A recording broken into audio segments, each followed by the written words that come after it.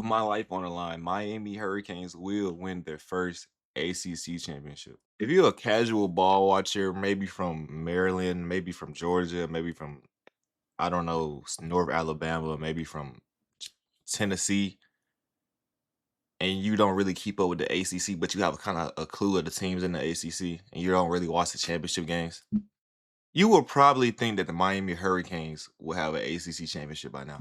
Well, ladies and gentlemen, I have news. The Miami Hurricanes has never won an ACC championship. Ain't gonna lie, on paper, that sounds pretty much insane. Like, you seen them win a national championship in 2001, but at the time, they were not in the ACC. They were in the Big East. They didn't join the ACC until July 1st, 2004, my literal birth date. That's probably why we got such a great connection, and that's probably why I marveled them so much this year because they were doing big things on my birthday. Maybe today we're pretty much just gonna break down why they're gonna do it. Like it, it's gonna happen. Like it's gonna happen. You can unsubscribe to me, you can block me, you can copyright strike me. It's gonna happen. They're not gonna not win the ACC championship. It's literally impossible.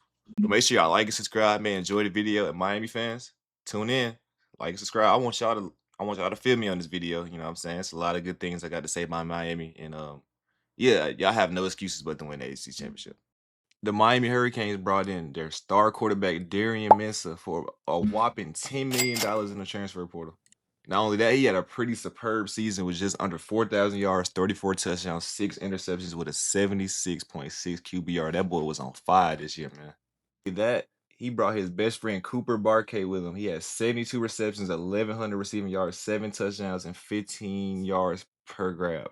This is huge because I ain't gonna lie, they got a lot of chemistry coming here, and I'm pretty sure this probably gonna be one of his top receivers. Not only that, he got baby Jesus right next to him, and we gonna break him down later on. You already knew there was gonna be some type of question of how they were gonna replace Ruben Bain, maybe Mesidor. They already found their answer in the transfer portal with Damon Wilson. With this coaching staff, I can see Damon Wilson figuring it out. I don't even have to dive that much. But the man I want to talk about the most at this point right now, and I truly marvel his work. I truly marvel everything he's done for this program.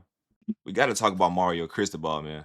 Cristobal has genuinely turned his program around. Like he's made this program in like 2 years seem like a powerhouse already. It's the first year they went 5-7. That's first year.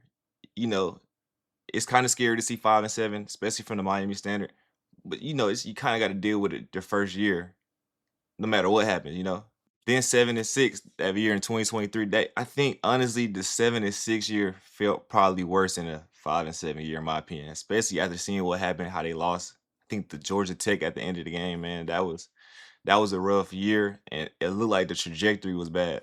So that's probably why I would say the 5-7 year probably felt a little bit better than a 7-6 because at 7-6 we didn't. I mean, you're on year two, and we're making small silly mistakes at the end of the game. Obviously, you're gonna have some questions for your future. But then, boom, in 2024, they end up having a pretty good season, a way better record in 10-3. And I mean, the Miami hopes start going up, the recruits start getting better. But then in 2025, we all know what happened. They make that beautiful playoff run. They go through every team. They beat Ohio State. They beat Texas A&M. Two teams that were very hot throughout the year. They probably was in the top 3 most of the years. And Mario Cristobal came there with pure grit and handled business in each game. And I actually marvel how they played against Indiana. I was ain't gonna lie, I had Indiana winning it all, but they actually put up more of a fight than I expected. And I gotta give my props to Mario Cristobal. And he's also pretty good at joking on other coaches. I want you to check out this video of him joking on Kirby Smart. It was pretty funny. I'll tell you what, the first thing is it's a great piece right there to watch what a player like Carson Beck could do with great coaching. You know what I mean?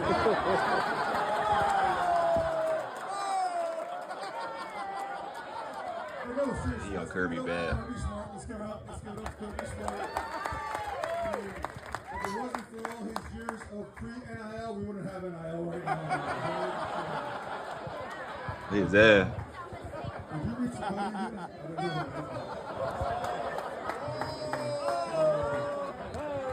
Robinson family, great seeing you. We leave at 9:30 on the real jet. Okay. We have more than one restaurant in Miami as opposed to Athens. He's trying to recruit his players. Certainly appreciate being here. I know I could go on for a little bit now. But no, you gotta give a guy like Kirby credit. You know what I mean? When you have all that time to sit at home watching us play on TV throughout the playoffs, when you don't take care of business, you know. But congratulations on the SEC and the championship. That's awesome. We were 5-0 against the SEC. I don't know what you were, but man, I'm in enemy territory too. I got a feeling some of you are on Kirby's side. But no, you guys are super professional. I never felt so welcome in enemy territory, except last year at the Swamp, 41-17. But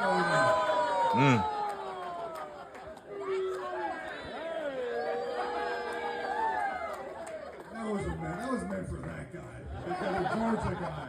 Can we all say screw Georgia, screw Georgia? All right, on to the real stuff. But I didn't know this was like this, so you told me to do this, so I'm going. But it is an honor to be amongst awesome coaches. Thank you, Coach. That video right there for sure brought my respect up for Mario Cristobal. Like he's definitely competitive. He not finna back down from Kirby. He gonna say what he gotta say. He's probably confident that he's probably a better coach than Kirby as well. So I mean that's gonna get you far if you really believe you're better than Kirby. Not a lot of guys believe it, or you know, actually is better than Kirby. He's also telling Kirby, like, bro, we got your quarterback out the portal and we took him to the national championship. Something that you couldn't do, Kirby. So yeah, I ain't gonna lie, I love that from Mario Cristobal. But we cannot talk about Miami without talking about their freight train and Mark Fletcher. I love this kid. He's gonna be a big part of why this offenses cannot be stopped. You already got Darian Minster, you got the receiving core, but this man right here is a freight train. He showed up so much in the college football playoffs. If you never heard who Mark Fletcher was, you find out who he was in the national championship game. Pretty good season. 216 carries, 1,100 rushing yards, 12 touchdowns with a 5.5 yards per carry. Man, and most of that came from the national championship, the whole playoff run. He put the whole entire state of Florida in notice. He also has an incredible story. Do it for Big Mark. But probably the most important guy in the city of Miami, maybe in the whole state of Florida, Malachi Tony. Hashtag baby Jesus. Not sure if I'll go that far to call him baby Jesus, but the media for sure calls him baby Jesus. So we'll leave it at that. Malachi Tony is coming off a very impressive freshman campaign. He had 109 receptions, 1,200 yards, 10 touchdowns, 11 yards per grab, and a lot of those plays were jet sweeps. I ain't gonna lie, and his freshman year kind of reminded me of Jeremiah Smith. I'm not saying he's a Jeremiah Smith. I'm not saying Jeremiah Smith's better than him. But what I will say is they both showed up in big playoff games as a true freshman. They obviously showed that they were the best receivers on their team as a true freshman. Had great seasons, had 1,000-yard seasons as a true freshman. So Malachi Tony linking up with Darian Mensah, Cooper Barkat, and all these other cats they got, man. I don't know. I don't see anyone stopping this Miami team in the ACC. But regarding Malachi Tony again, I could definitely see him taking an even bigger step. It's kind of hard to match up the season he had, 1,200 yards your freshman year. It's kind of hard to redo that. But I think he has what it takes. He has the resources. He has a great offensive line. He has a great quarterback. No shot at Carson Beck.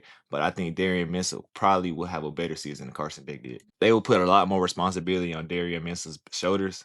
They put Carson Beck in situations where all he had to do was just have a certain responsibility, but I could definitely see Darian Mensah having more opportunities to kind of let go a little bit and do what he wants to do. But like I said, Miami will win the ACC championship this season. I don't think that's a hot take in my opinion. If I'm wrong, hang me. With that being said, this will wrap up today's video. But I'm gonna say it again, Miami fans, Miami has no excuses but to win. They hardest game is gonna be against Notre Dame, which is not even a conference game. I'm saying Miami's gonna win the ACC championship. They're easily better than most of the teams in the ACC. They should dominate the ACC. It's kind of weird to see them not have an ACC championship by now, but it's gonna happen this year. And if not, like I said, do what you want. But y'all, peace.